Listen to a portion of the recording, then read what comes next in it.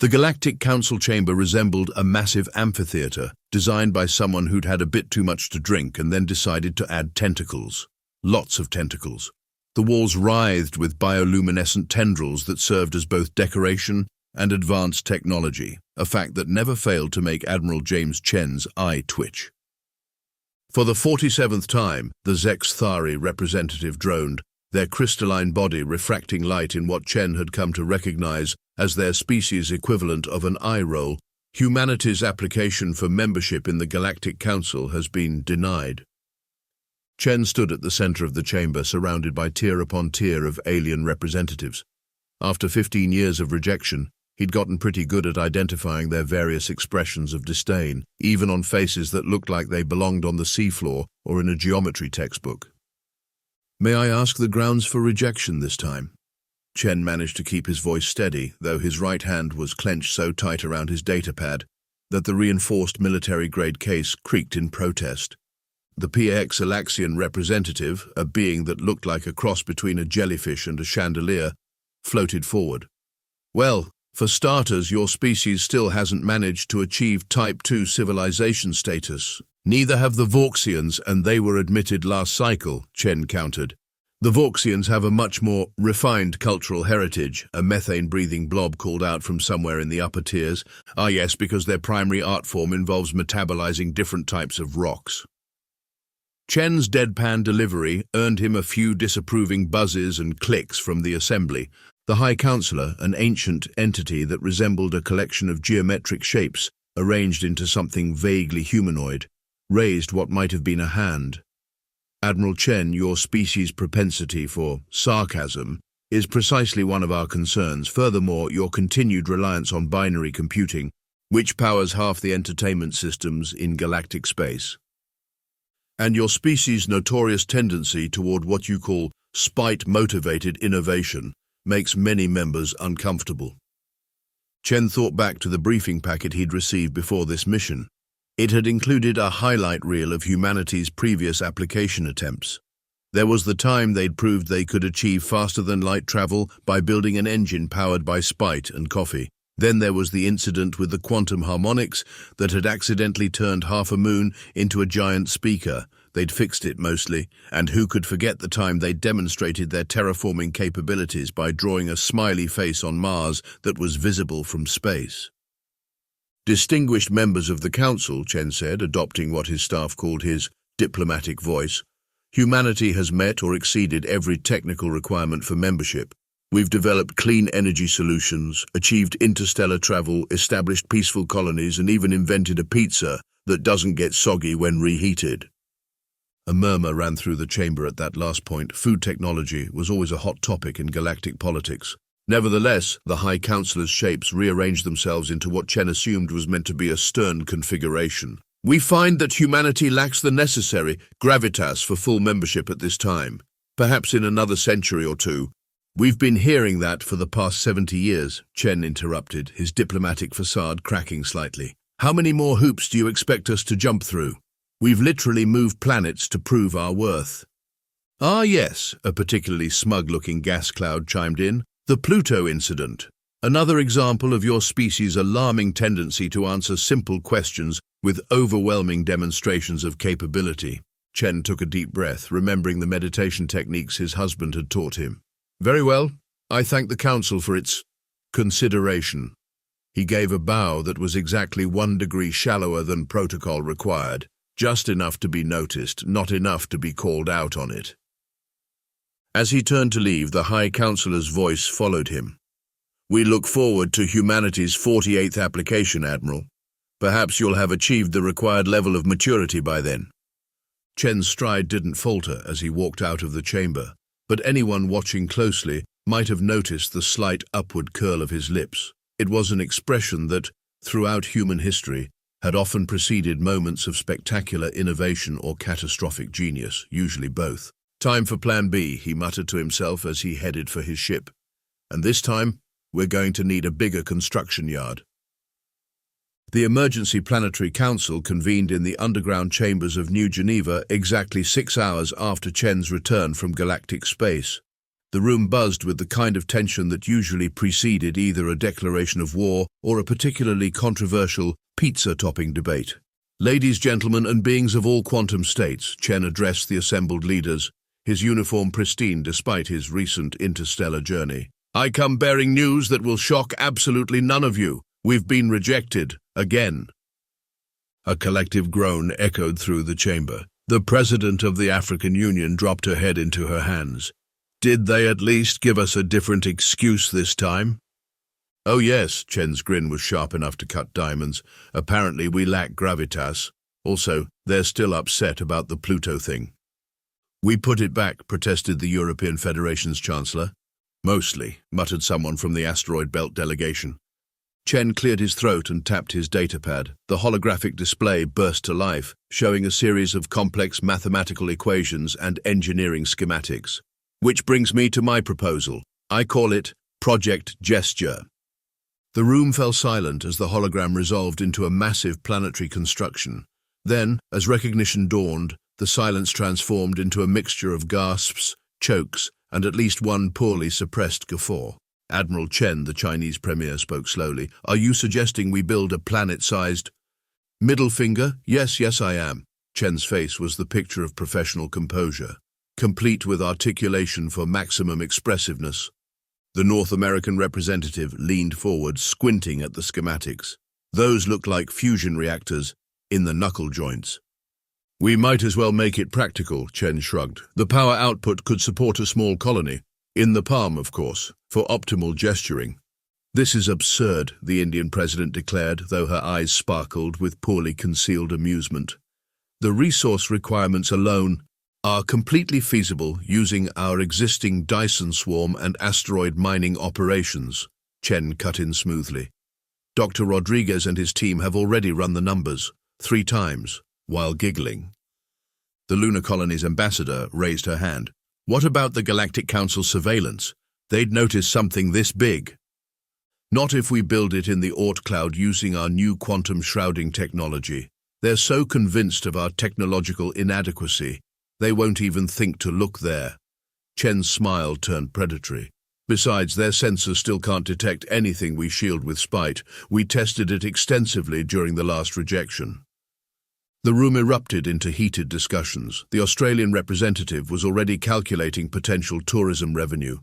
The Mars colonies were arguing about optimal placement for maximum visibility from the council headquarters. The cost, began the World Bank director, will be offset by the merchandising alone, the Japanese director of commerce interjected, already sketching designs for commemorative models.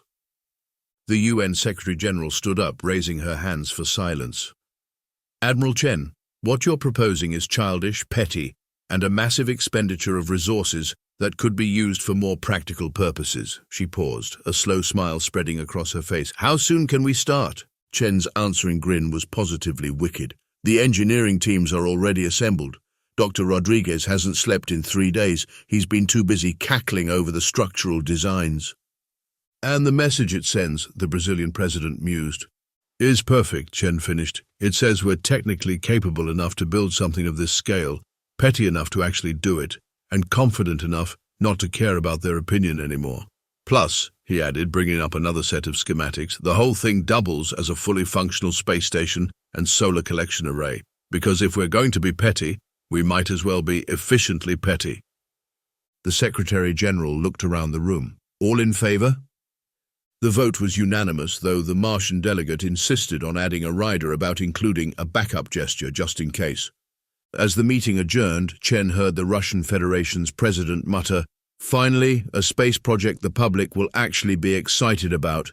He checked his watch. Time to call Dr. Rodriguez and tell him to order those construction drones he'd been eyeing. They had a statement to make, and it was going to be visible from several neighboring star systems. Dr. Miguel Rodriguez's office looked like a tornado had hit a hardware store and then decided to take up abstract art. Holographic projections cluttered the air, sticky notes defied gravity by clinging to every available surface, including some surfaces that technically didn't exist in normal space-time. And in the center of it all stood a man who hadn't changed his clothes in 3 days. The problem, he announced to Admiral Chen, gesturing with a coffee mug that probably hadn't contained actual coffee since Tuesday, isn't building it. The problem is building it with style. Chen watched as Rodriguez's team of engineers bustled around the vast underground complex. Define style. Anyone can build a giant space construct, Rodriguez waved dismissively. The Garnaxians did it with their ring of commerce. Boring. We're not just building a gesture, we're building the gesture. It needs... He paused dramatically. Pizzazz. A young engineer sprinted past with what appeared to be a miniature black hole in a containment field. Watch out, she called cheerfully. This one's extra spiteful. That's Dr. Wong, Rodriguez explained proudly. She's weaponized spite into a viable construction material, much more stable than dark matter, though it does occasionally try to insult your life choices. The facility, dubbed Project Flip-Off by the engineering team, though this never appeared in official documents, sprawled through several kilometers of underground chambers. In one section, quantum computers calculated gravitational stress factors. In another, engineers argued about the proper angle of inclination for maximum SAS. The resource gathering is actually ahead of schedule, Rodriguez continued, leading Chen through a maze of workshops. Turns out when you tell humanity's best and brightest they get to build the galaxy's biggest up-yours, they get really motivated. The asteroid mining teams are working triple shifts voluntarily. They passed a testing chamber where a team was experimenting with spite-powered shielding. "Take that, physics!" someone shouted, followed by a small explosion and enthusiastic cheering. Our biggest challenge was the articulation system, Rodriguez explained, pulling up a holographic blueprint. We needed something that could move planetary masses with enough precision to be expressive, but stable enough not to accidentally flip off the wrong solar system. And we solved it by using quantum-locked spite crystals as joint lubricant. Turns out negative emotions are excellent for reducing friction. Who knew? They entered the main control room where a wall-sized screen displayed a real-time map of the construction site in the Oort cloud. Thousands of construction drones swarmed like metallic bees, assembling the framework molecule by molecule. The stealth system is my personal favorite, Rodriguez grinned, pulling up another display. We're using a combination of quantum shrouding and what we're calling the somebody else's problem field. The aliens literally cannot comprehend what they're seeing because it's too petty for their sophisticated minds to process. A red light started flashing on one of the monitors. "Ah," Rodriguez said calmly. "That would be the spite containment in Sector 7 reaching critical levels." "Excuse me," he grabbed a microphone. "Attention Sector 7, please direct all feelings of vindictive satisfaction toward the auxiliary power cores. And remember, we're not angry, we're just disappointed. Actually, scratch that. We're definitely angry." The red light turned green. "The team's a bit unconventional," Rodriguez admitted. "Dr. Patel over there used to design roller coasters. Now she's in charge of gesture dynamics. Says it's basically the same thing, just with more cosmic implications." They watched as a group of engineers tested a scaled-down version of the articulation system. The model finger moved with surprising grace, its movements precise enough to convey anything from mild irritation to full-blown cosmic indignation. "The quantum computers are running probability simulations," Rodriguez continued, "making sure we don't accidentally create a tear in space-time. Again, though Dr. Wong says if we do, she can probably weaponize it. Should I be concerned about how many things your team wants to weaponize? Nah, they're mostly harmless, mostly. Just don't touch Dr. Yamamoto's coffee maker. It achieved sentience last week and has very strong opinions about proper brewing temperatures." A holographic alert popped up, showing an alien surveillance probe passing nearby. The entire facility held its breath, then relaxed as the probe continued on, its sensors completely failing to register the massive construction project. "See?" Rodriguez beamed. "The stealth system works perfectly. We could build a tap-dancing elephant made of antimatter and they'd still only see empty space, which coincidentally is next week's stress test." Chen raised an eyebrow. "Do I want to know why we're building a tap-dancing antimatter elephant?"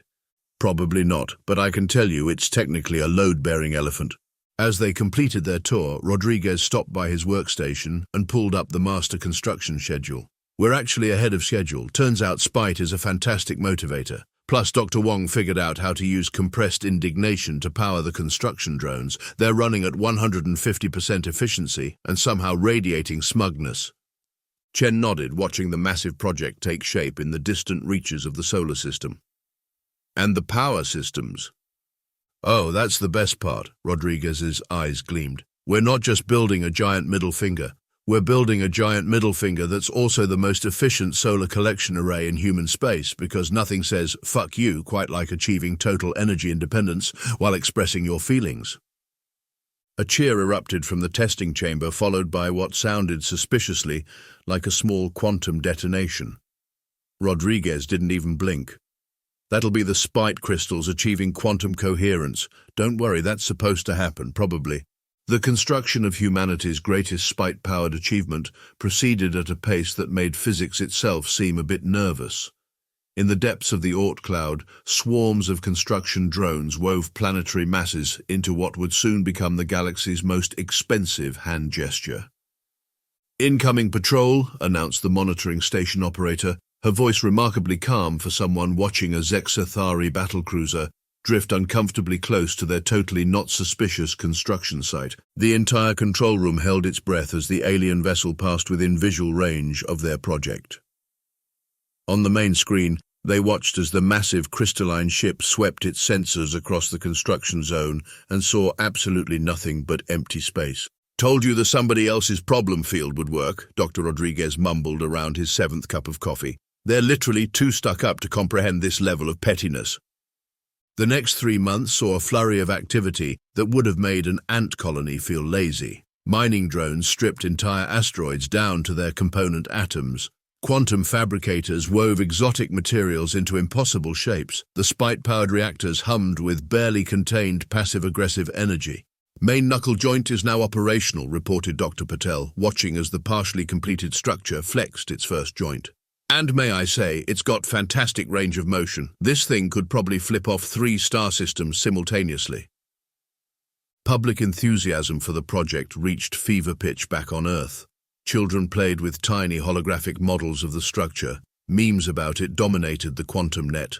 Someone even wrote an opera about it, though the third act was mostly just increasingly creative cursing set to classical music. "We've got a problem in the thumb assembly," Dr. Wong announced one particularly hectic afternoon. "The spite crystals are showing unusual growth patterns. They're forming what appears to be a thumbs-down emoji." "Leave it," Chen ordered from his observation post. "It adds character." The project survived 3 more close calls with alien patrols, including one particularly tense moment when a Pixlaxian science vessel stopped to study what it described as an unusual concentration of cosmic disdain. Fortunately, they concluded it was just a natural phenomenon and moved on. Test runs of the partial structure proved both promising and entertaining. The first full articulation test sent a wave of gravitational smugness so powerful it made instruments malfunction 3 light-years away. The Galactic Council attributed it to a natural space-time anomaly, which technically wasn't wrong. "And power systems are running at 108% efficiency," reported Dr. Yamamoto, consulting his sentient coffee maker for confirmation. "The spite reactors are actually generating more energy than we're putting in. We may have accidentally violated conservation of energy, but the universe seems too embarrassed to call us out on it." Human colonies throughout the solar system reported growing waves of anticipation. The Mars colonies organized viewing parties. The Europa underwater city scheduled a celebration that would probably be visible from space. Even the usually stoic Titan mining outposts were getting in on the action, designing commemorative pressure suits. "Structural integrity is holding steady," Dr. Rodriguez announced during the final calibration run, "though I should note that the entire construct is radiating what our sensors can only describe as attitude." Their final touches were applied with the kind of precision usually reserved for brain surgery or pizza topping placement. Each component was tested, retested, and then tested again, just because the engineers were having too much fun to stop. "Sir," a junior technician called out during one of the last testing phases, "we're picking up some unusual readings from the quantum spite matrix." "Define unusual," Chen replied, already bracing for whatever new impossibility his engineering team had accidentally created. "It appears to be laughing, sir." Rodriguez rushed to check the readings. "Fascinating. The spite energy has achieved consciousness, and apparently it thinks the Galactic Council's rejection letters are hilarious." As the completion date approached, humanity collectively held its breath. The structure, now fully formed and ready for its debut, hung in space like the universe's most expensive practical joke. Final checks were performed, systems were triple verified, someone even gave it a quick polish, though nobody was quite sure how you polish spite. All systems are go, Rodriguez reported at the final briefing. Spite containment is stable, articulation systems are responsive, and the quantum shroud is holding, though I should mention that the structure has developed what can only be described as a personality. It's sassy. Chen nodded, reviewing the final checklist. Time estimate until we're ready for the big reveal? 24 hours, Rodriguez grinned, give or take a few minutes depending on how much the spite crystals feel like showing off. Across human space, people began counting down the hours. The galaxy's most sophisticated civilizations were about to receive a message they couldn't possibly misinterpret, delivered with the kind of dramatic flair that only a species running on equal parts genius and spite could achieve.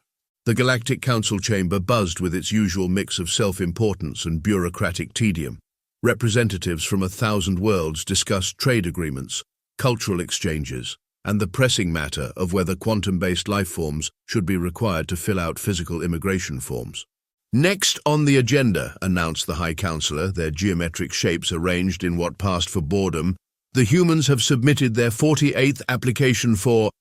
Point of order. Admiral Chen's voice cut through the chamber as he strode to the center platform. He looked different today, more relaxed, almost cheerful. Several representatives shifted uncomfortably in their seats. Happy humans were usually a cause for concern. Admiral Chen, the Zexthari representative's crystalline form flickered with annoyance. This is highly irregular. The proper procedure for application submission... Oh, we're not submitting an application. Chen's smile could have powered a small sun. We're making an announcement and providing a visual aid.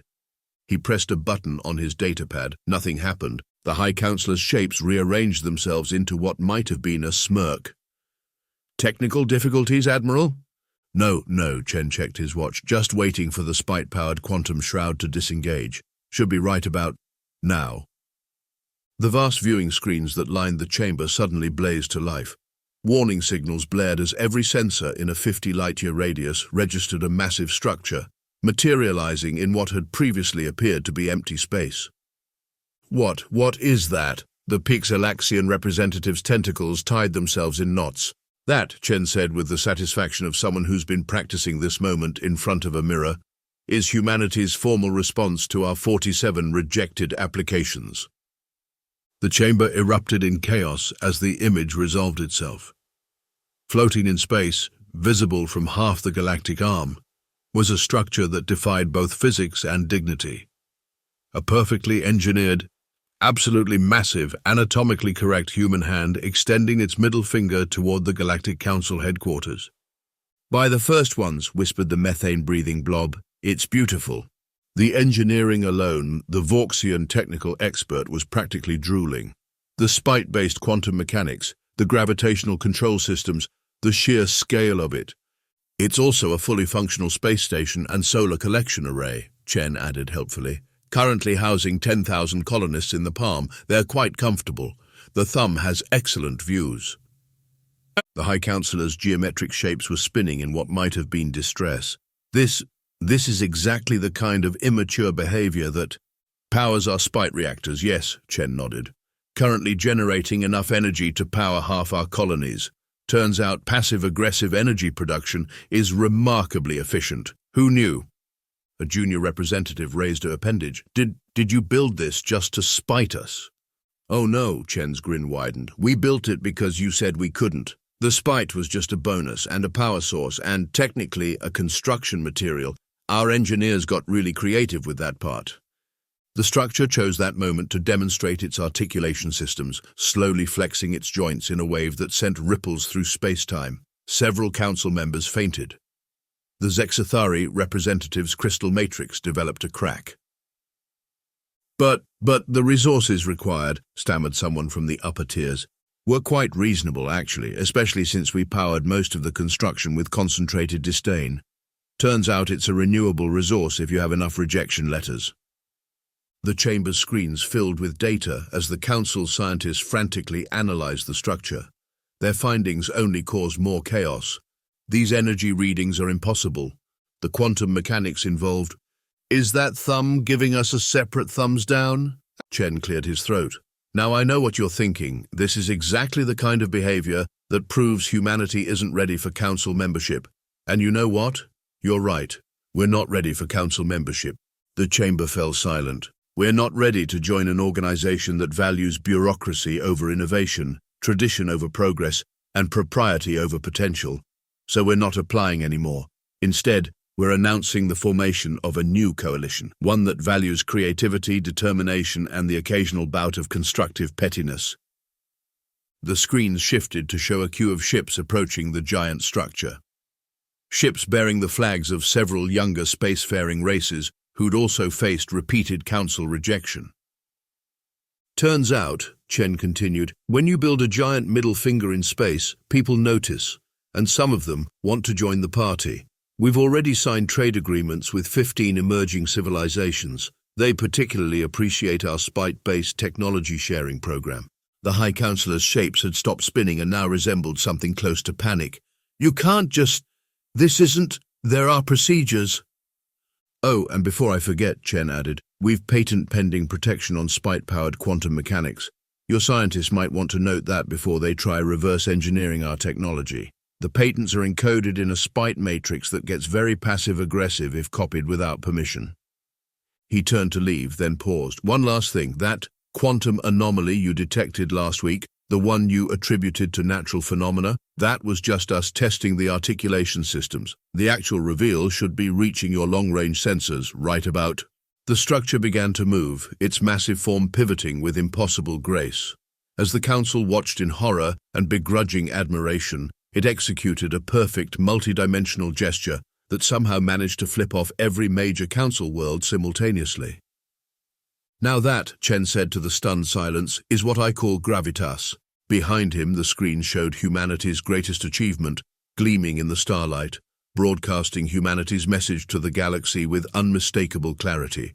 And if the sensors were reading correctly, it was also humming, "We are the champions" on quantum frequencies. Dr. Rodriguez would later claim that last part wasn't intentional. He was lying, of course, but proving it would require admitting they understood how spite-based quantum mechanics worked, and the Council wasn't quite ready for that conversation. In the weeks following what galactic historians would later call the Great Gesture, or less formally that time humans actually did that, the political landscape of known space underwent what could only be described as an existential meltdown. The Galactic Council's emergency sessions had been running non-stop for 15 days. They'd gone through so many motion proposals that they'd run out of official forms and had to start writing them on napkins. The Zexathari representative had developed a permanent crack in their crystalline structure from stress. The humans have received diplomatic envoys from 28 emerging civilizations, wailed one council member, waving tentacles in distress. They're calling themselves the Coalition of Innovative Species, and their first act was to declare spite a renewable energy source. Meanwhile, in the palm of humanity's greatest achievement, Admiral Chen and Dr. Rodriguez sat in what had become the station's most popular bar. The viewport offered a spectacular view of both space and the massive finger they were sitting in. Did you see the latest? Rodriguez asked, sliding a datapad across the table. The Krylaxians want to join.